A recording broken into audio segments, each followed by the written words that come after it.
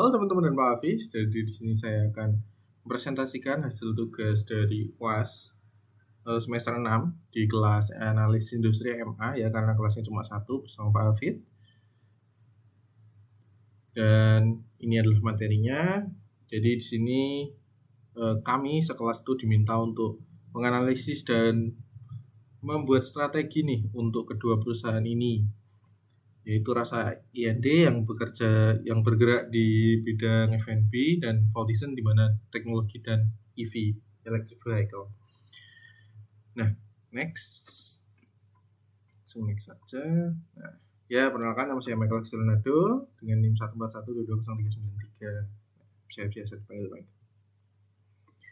Oke, untuk kasus yang pertama itu adalah Rasa IND di mana kami diharuskan membuatkan strategi untuk bertahan. Ya, jadi Rasa IND solusi agregator makanan rumahan UMKM. Nah, di kasus ini tuh problem utamanya nih itu di pasar makanan rumahan, yaitu tipe sedikit ya teman-teman, maaf. Di pasar makanan rumahan UMKM tuh yang pertama itu pasarnya terfragmentasi ya.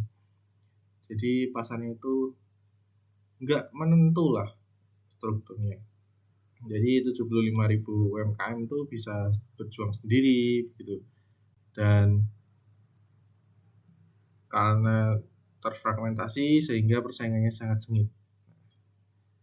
Jadi strukturnya nggak jelas. Nggak ada pemain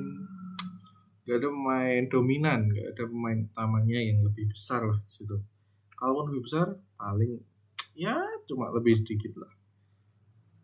Selanjutnya adalah margin yang tipis ya. Jadi vendor-vendor masakan rumahan itu tuh di industri pasar makanan rumahan ya, itu biasanya vendor-vendor tuh mendapatkan hanya 12-18% dari keuntungannya. Jadi marginnya sedikit dan sulit untuk mengembangkan sesuatu biasanya seperti itu.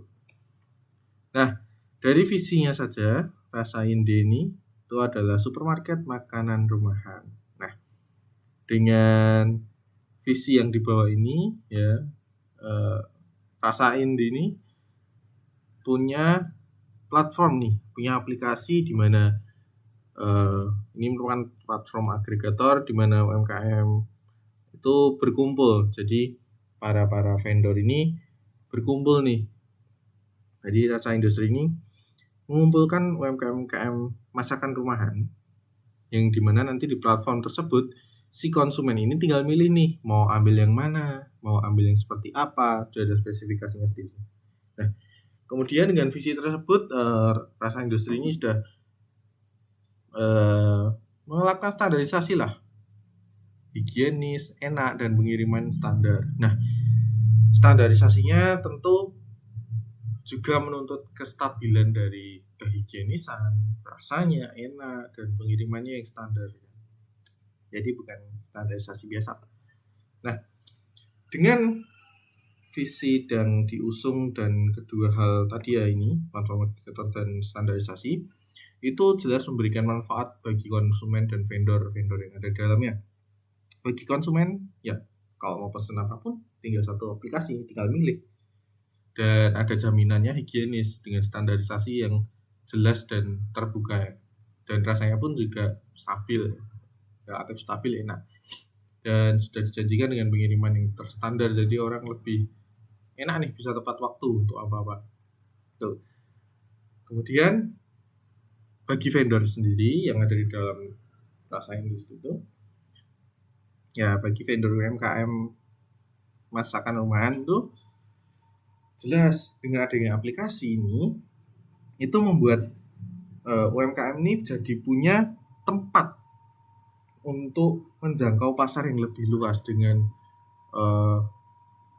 tempat selain tempat berkumpulnya para UMKM, otomatis tempat berkumpulnya para konsumennya.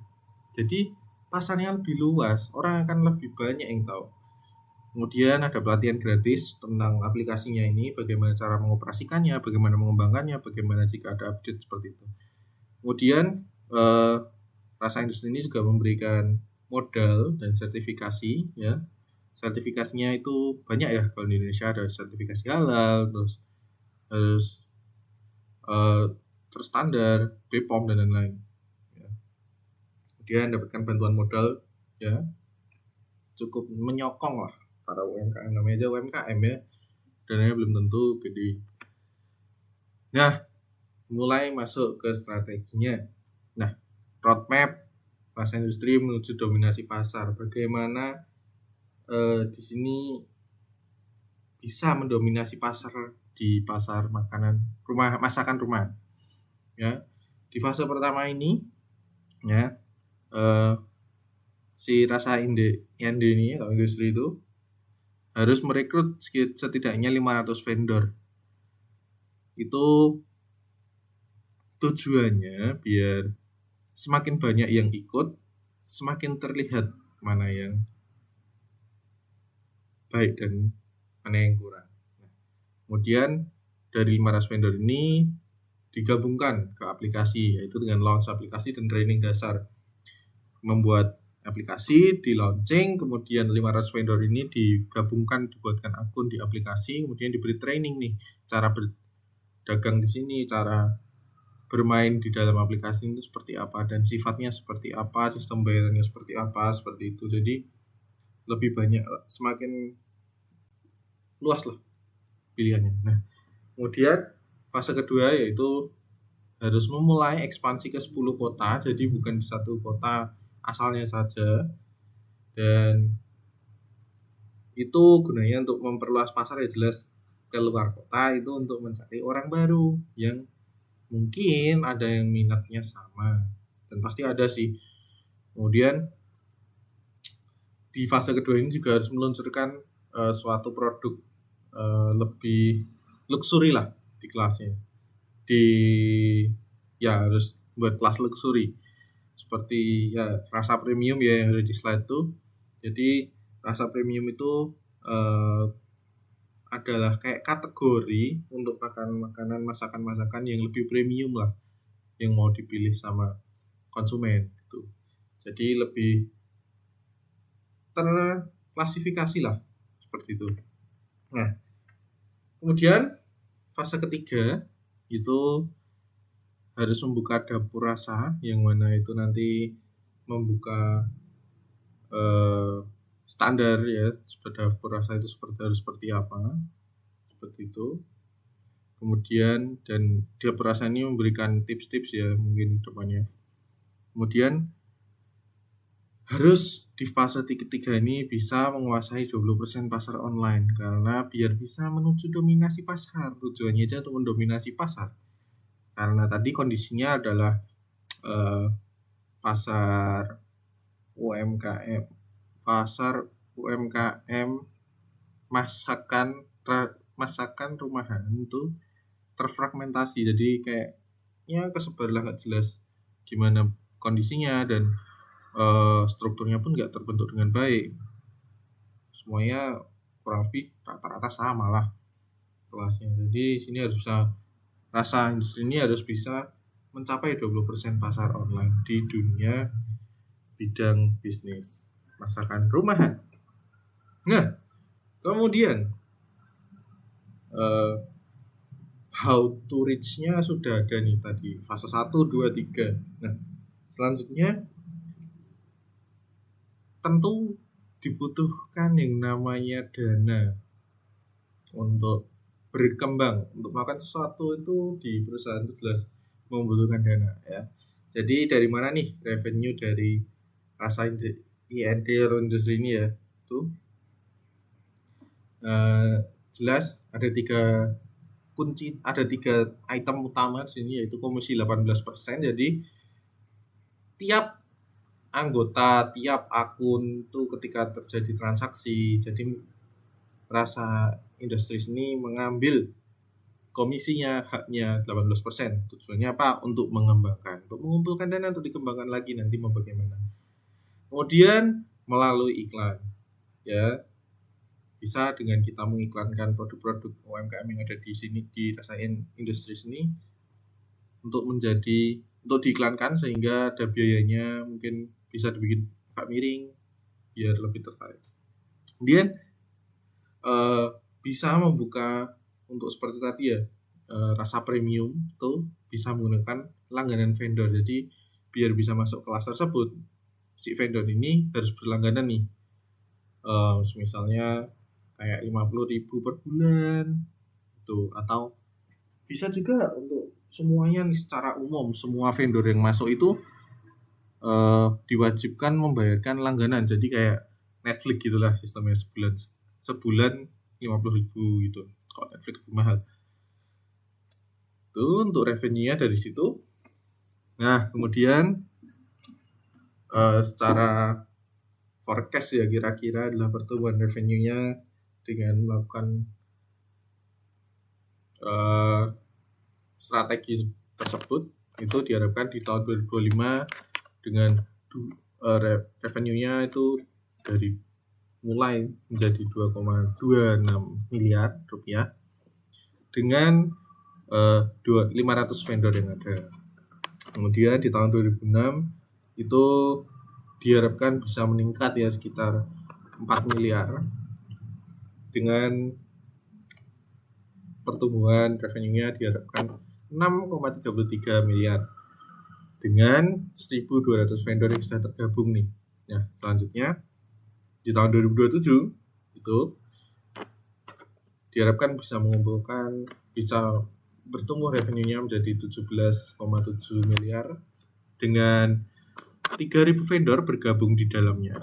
Gitu. Kemudian di tahun 2028 ya itu diharapkan dengan 39,14 miliar rupiah itu dengan sudah ada 6.000 vendor yang tergabung. Di tahun 2029 diharapkan sekali, ini sangat besar jumlahnya, sangat besar ya dari tadi sebenarnya. Cuma ini yang paling top itu 85,76 miliar dengan 12.000 vendor yang telah bergabung. Tentu dengan semakin banyaknya vendor, semakin banyak konsumen yang tertarik karena lebih mudah lah orang mau nyari masakan-masakan kayak gini. Nah, cuma di satu tempat, pengirimannya terjamin, rasa terjamin, higienis terjamin. Seperti itu. Ini sangat memungkinkan ya kalau dihadapkan dengan baik. Ya, apa sih yang perlu dipersiapkan nih untuk mencapai keuntungan yang tadi saya bilangkan, bisa proyeksikan tadi. Di modal awal bisa mulai 5,1 miliar yang nanti mungkin bisa digunakan untuk pengembangan aplikasi, kemudian menarik berbagai vendor. Jelas kemungkinannya akan rugi sampai 5 tahun ke depannya. Namun jangan takut, di tahun ke-6 atau di tahun tadi ya 2029 ini akan balik modal. Nah, secara proyeksi tadi 85 miliar ya. Di tahun ke-6 2029 atau 2030. Nah, teman-teman, maaf ini kedouble. Nah, di sini ya ini kayak kesimpulannya ya. Jadi visi jangka panjang dari Rasa Industries ini harus memiliki target setidaknya menguasai 20% pasar online makanan rumahan Indonesia di tahun kelima atau di tahun 2028. Sehingga dengan pasar yang sudah terkumpul 20% itu bisa mendapatkan revenue paling top dan kebalik modal di tahun ke-6 2029. Nah, kemudian untuk strategi utamanya ya fase 1 bisa dibuktikan dengan konsep yang sudah saya rencanakan tadi, itu dengan dilakukan di 3 kota untuk mancing dulu nih dan memperluas pasarnya. Apakah banyak yang tertarik atau tidak, dan harus menggunakan di fase kedua yaitu menggunakan standarisasi sebagai senjata utama, di mana standarisasinya itu bukan standarisasi yang cuma omon-omon ya. Jadi standarisasi yang benar-benar nyata, rasanya sama, kuantitinya sama, higienitasnya sama, pengirimannya tetap tepat waktu ya. Mungkin kalau terlambat ada kompensasi sedikit seperti itu. Kemudian di fase ketiga bisa memanfaatkan data-data yang sudah diperoleh dari tahun-tahun sebelumnya itu untuk menemukan nih mana sih menu yang paling populer dan paling efisiensi biaya ya, seperti itu. Oke, lanjut ke kasus kedua nih ya. Di kasus kedua ini kita akan bahas dengan Voltizen ya, mana perusahaan yang mau mendominasi charging EV di Indonesia, karena sebenarnya charging EV ini sudah banyak, cuma tidak bisa dibilang banyak juga karena lokasi geografis Indonesia ini sangat luas. Jadi dengan jumlah segitu tuh sebenarnya masih kurang untuk jalan jauh, entar tiba-tiba mati di tengah hutan, bensin mending bisa dibawa pakai EV, gimana caranya? Nah, di sini inti dari strategi Voltizen yang saya baca adalah jaringannya terluas dan terstrategis. Jadi strategi Voltizen ini sudah sangat bagus ya. Jadi dia berusaha merich jaringan terluas. Let's say Jawa lah, ini paling gampang, dan lokasinya terstrategis. Jadi dia sudah selalu membaca di mana saya harus meletakkan EV charging ini. Harus yang strategis dong. Kalau misalnya nih di Jawa itu yang pakai di Jogja yang pakai EV itu masih 1.000 lah. Kemudian di Semarang itu yang pakai 5.000. Jelas dong si Voltizen ini akan ambil yang Semarang dulu, karena Yogyakarta nih masih belum jadi tempat yang strategis karena yang pakai belum banyak tuh. Kemudian Voltizen ini teknologinya handal ya, jarang ada kerusakan dan pasti jarang ada lah trouble seperti itu. Dan aplikasi yang digunakan untuk istilahnya membayar untuk mengakses EV chargingnya itu, charging stationnya itu sangat-sangat mudah digunakan, user friendly banget lah. Kemudian model bisnisnya yang fleksibel, jadi bisa disesuaikan dengan kondisi entah kondisi ekonominya atau kondisi geografis strategisnya, kondisi lokasinya, seperti itu. Kemudian Voltizen ini juga punya kemitraan yang kuat ya dengan berbagai lembaga baik pemerintah maupun sesama perusahaan, seperti itu. Nah, di sini kami diminta untuk menganalisis pestol ya, atau strategi pestol dari teori pestol dari si Voltizen ini ya. Secara politik P atau poin yang pertama si P ini itu politik itu memiliki peluang utamanya yaitu target pemerintah, di mana pemerintah itu kan kemarin mengeluarkan target ya 4 juta EV di tahun 2030. Nah, ya ini jelas lah potensinya sangat mendukung ya, karena Voltizen ini geraknya di pengisian bahan bakar tenaga untuk EV. Kebetulan pemerintahnya juga mau nih memasang target 4 juta EV. 4 juta EV otomatis butuh banyak charging station, seperti itu. Nah, kemudian dari secara politik ini ancaman utamanya yaitu regulasinya belum pasti dan birokrasi rumit.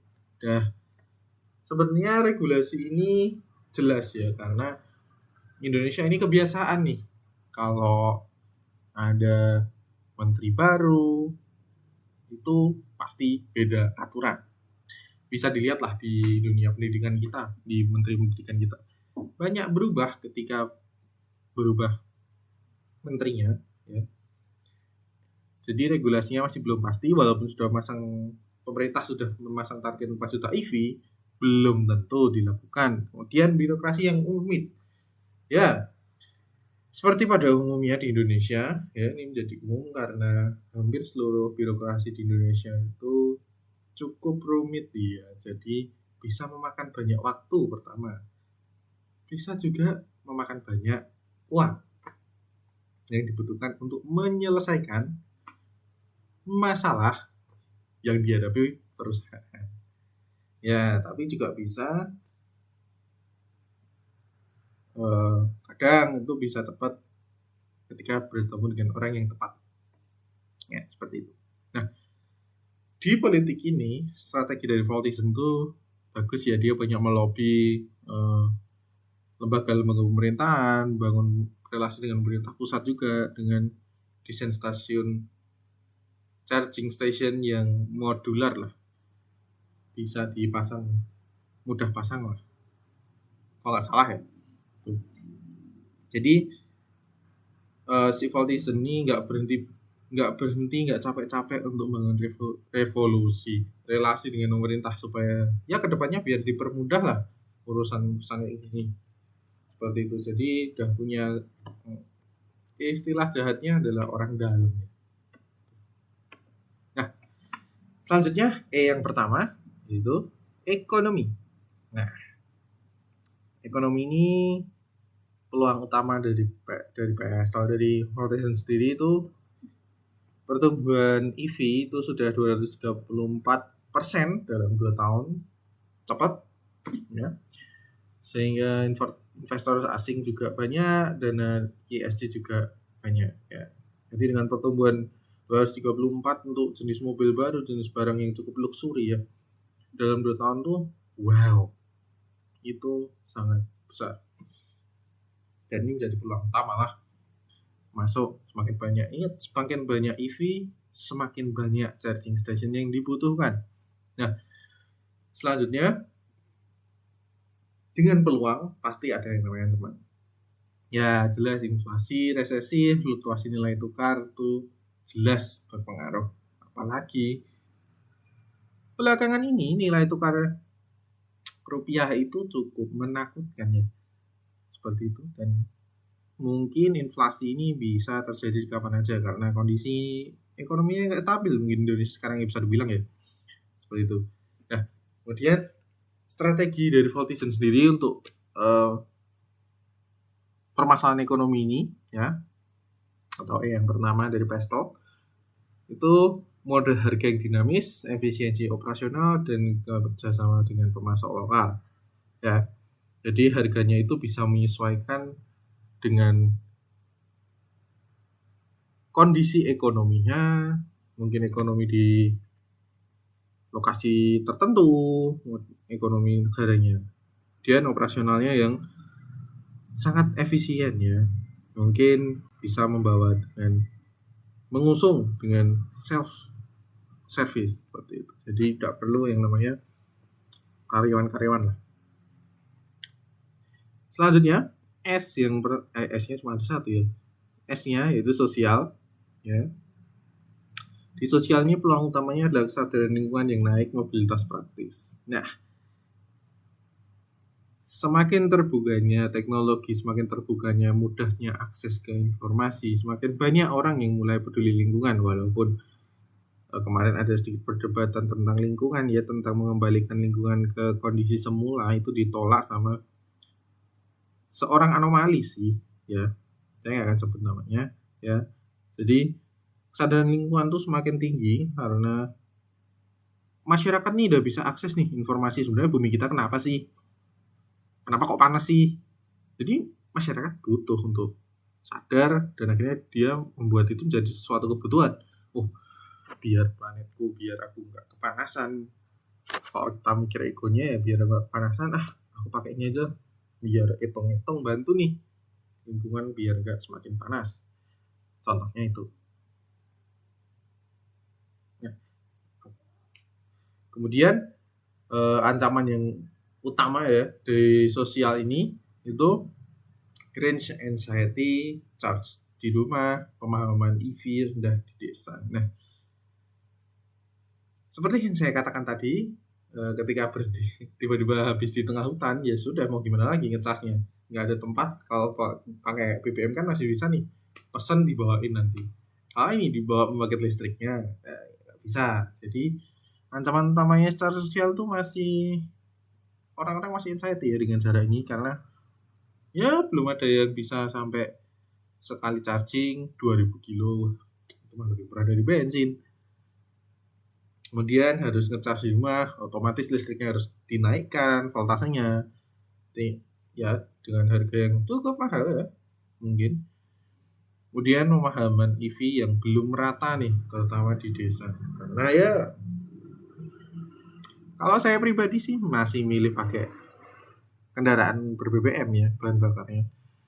Karena ya nggak perlu anxiety karena di semua tempat, ya semua tempat sih, tapi lebih banyak lah, masih aman lah untuk cari pom bensin ketimbang cari charging station. Saya di sini bukan mau menghasut ya, tapi top nih saya.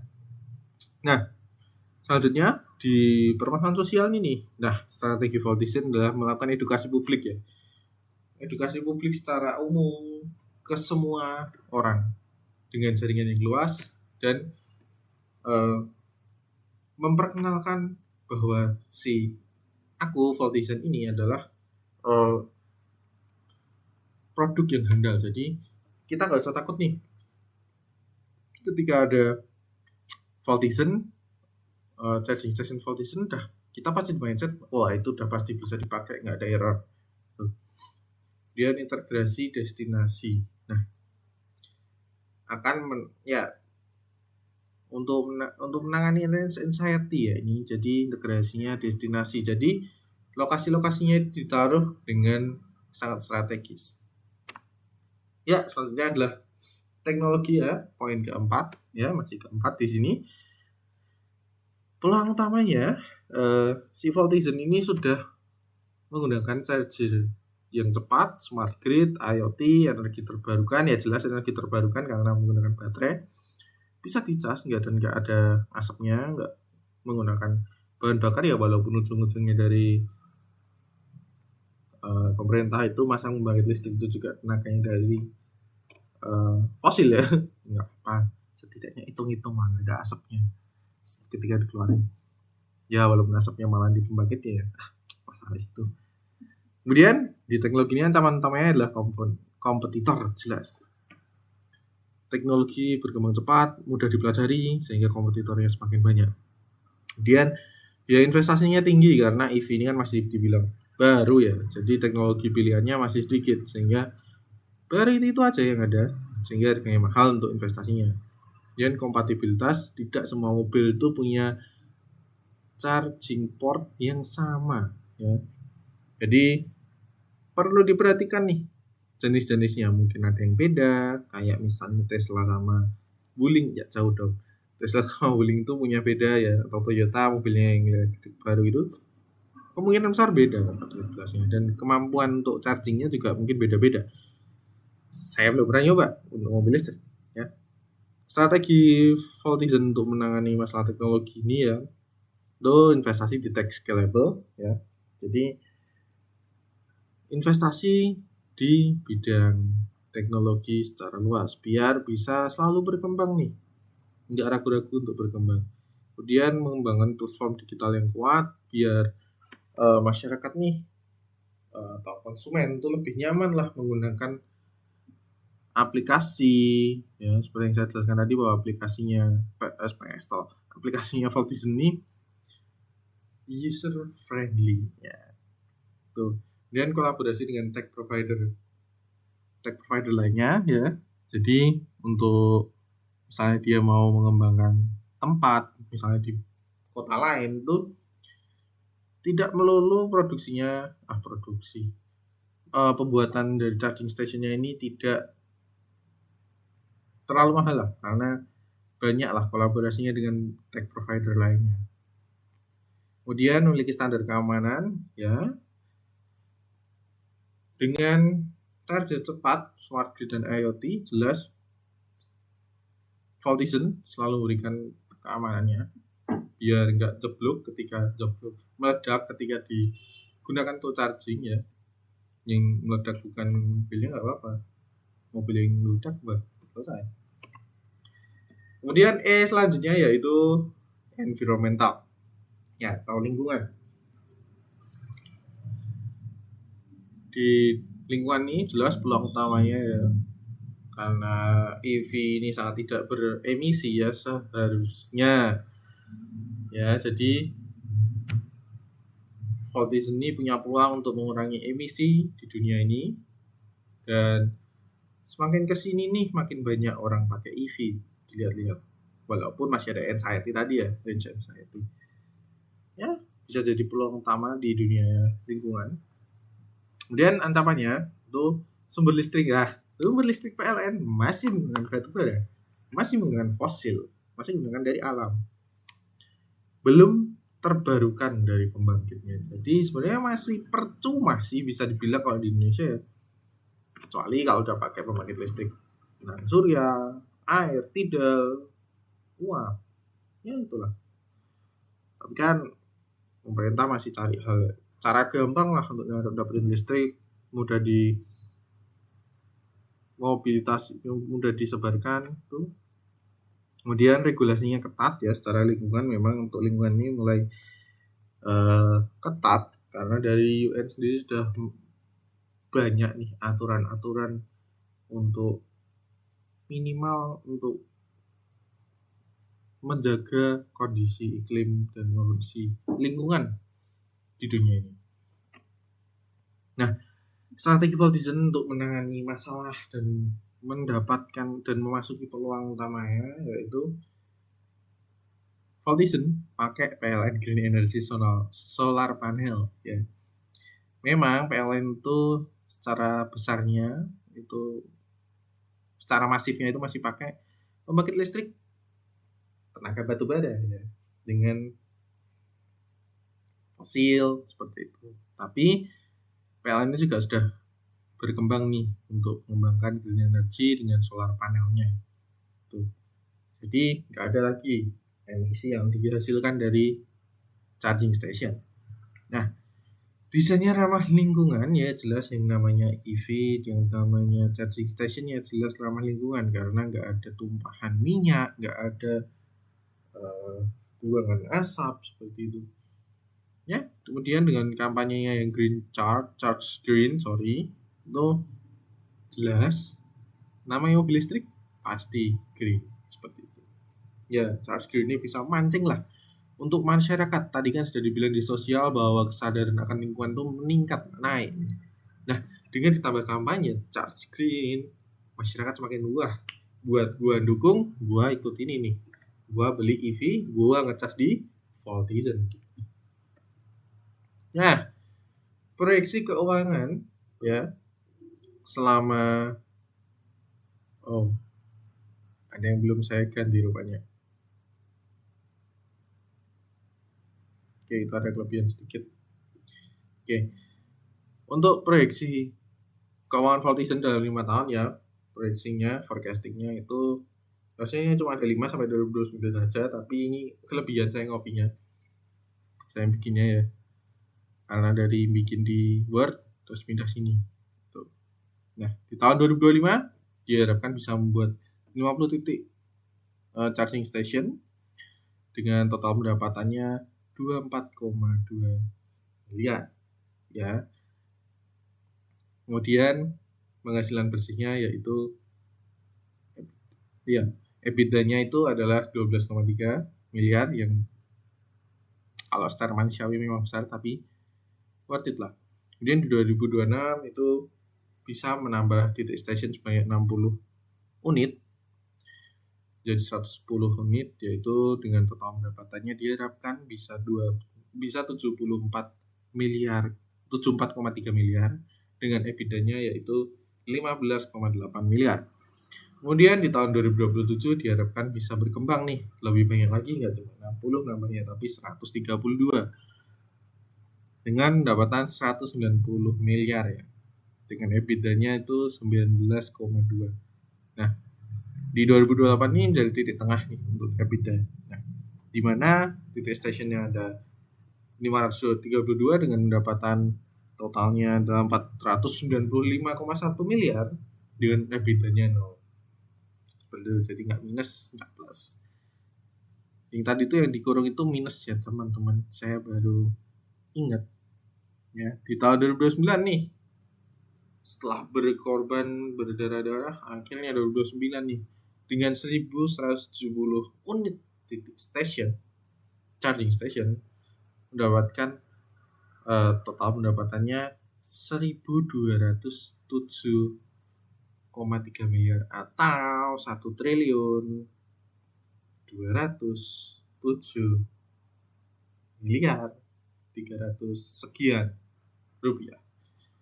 Dengan EBITDA-nya plus 78 miliar. Ya, yang tahun 2025 bawahnya ini ya itu kelebihan ya teman-teman. Nah, oke. Dengan proyeksi forecasting dana yang revenue yang saya buat tadi,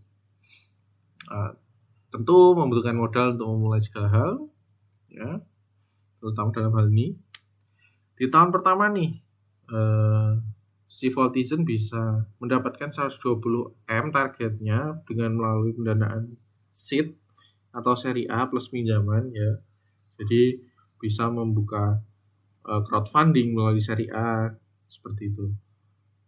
Kemudian pendanaan seed itu melalui hibah-hibah seperti produk baru seperti itu. Kemudian bisa mendapatkan pinjaman nih untuk memulai suatu hal. Kemudian tahun 2-3 tahun itu bisa mengumpulkan ratusan miliar dengan membuka lagi nih lebih lanjut tadi kan seri A, kemudian mengembangkan investasinya lebih ke arah teknologinya dengan seri B, kemudian C lebih lanjut, D lebih lanjut, dan utang hijau, di mana utang hijau ini utang yang diberikan untuk bisnis hijau, kan ini EV ya, electronic vehicle, otomatis elektrik, ada emisi, dan ini adalah charging stationnya, di mana ini adalah fasilitas pendukung utama, fasilitas utama yang dibutuhkan EV untuk bisa menjadikan planet ini hijau seperti itu. Jadi ini masih crowdfunding ya, lebih besar, lebih dominannya karena lebih gampang dapatnya. Kemudian di tahun 4 sampai ke 5 kombinasi arus kas operasional, utang atau persiapan IPO. Nah, masih tetap nih crowdfunding. Tapi kan udah mulai beroperasi, mulai menggunakan arus kasnya digunakan operasionalnya, kemudian utangnya juga dipakai utang lagi, mumpung masih punya uang, kemudian persiapan untuk launching IPO di saham. Nah, intinya key sukses dari Voltizen ini ya, itu harus modalnya cukup. Ya, melalui crowdfunding tadi dalam segala cara ya, dengan utang dan lain-lain, pinjaman, utang hijau dan lain-lain. Kemudian lokasi adalah segalanya. Betul, karena dibutuhkan lokasi titik yang tepat di mana orang membutuhkan charging station. Kalau nggak butuh, buat apa ngisi? Kan cuma dilewatin. Kemudian charger harus bekerja ya. Tadi kehandalannya Voltizen itu sudah sangat percaya diri Voltizen ini. Kehandalan alat-alatnya. Jadi charger di tiap charging station harus bisa berjalan. Nggak ada error, nggak ada overload, nggak ada apa-apa. Harus bekerja dengan baik. Kemudian aplikasi jadi andalan nih. Jadi aplikasinya itu harus tetap dipantau biar konsumen masyarakat tuh mau pakai itu lebih gampang lah. Jadi orang mau pakai EV itu nggak ragu-ragu karena sudah jelas dan sudah tertata, mudah digunakan. Kemudian adaptasinya harus cepat ketika ada teknologi baru, harus satset gerak, tapi tetap memperhatikan apakah itu akan usang di kemudian hari atau enggak. Kemudian harus melakukan efisiensi operasional ya, misalnya dengan tadi yang saya bilang itu self service charging station ya, jadi nggak perlu ada pegawai, sehingga harus charging ini harus dibuat lebih mudah penggunaannya, aplikasinya harus lebih mudah digunakan supaya nggak ada banyak troubleshooting yang dibutuhkan, jadi efisiensi operasionalnya besar seperti itu. Sekian dari saya, terima kasih atas perhatiannya, bye bye.